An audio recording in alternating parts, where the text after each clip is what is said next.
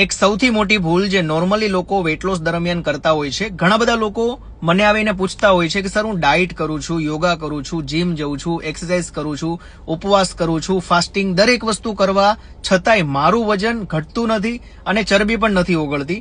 તો બની શકે તમે આ ભૂલ ચોક્કસપણે કરતા હશો. આ વિડીયોને પહેલા તો સેવ કરી લો જેથી આ વિડીયો જાય નહીં.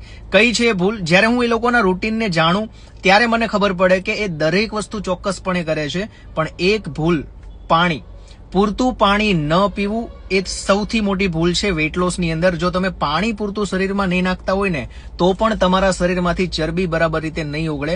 ભલે તમે ગમે એટલી એક્સરસાઇઝ કરતા હોય, તમે ઉપવાસ કરતા હોય, તમે ડાયટ કરતા હોય, ભલે બધું જ કરી લો, પણ જો પાણી શરીરમાં પૂરતું નહીં નાખો ને તો પણ તમારું વેટ લોસ નહીં થાય. હવે કેટલું પાણી પીવું જોઈએ, કેટલું વજન હોય ત્યારે કેટલું પાણી પીવું જોઈએ, એ દરેક વસ્તુ આપણે જાણીશું નેક્સ્ટ પાર્ટની અંદર. જો તમારે પાર્ટ 2 જોઈએ છે તો આ વિડીયોમાં કમેન્ટ કરો પાર્ટ 2, તો ચોક્કસપણે હું પાર્ટ 2 બનાવીશ કે તમારા વજન પ્રમાણે તમારે જો વેટ લોસ કરવું હોય તો કેટલું પાણી પીવું જોઈએ.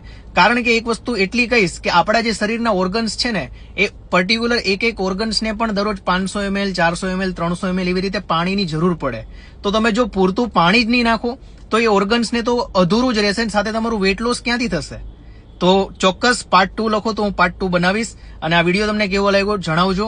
અને આ પોસ્ટ છે એને રીપોસ્ટ, નીચે જો રીપોસ્ટનું નવું ઓપ્શન આવી ગયું છે એ ચોક્કસપણે રીપોસ્ટ તમે કરી દેજો.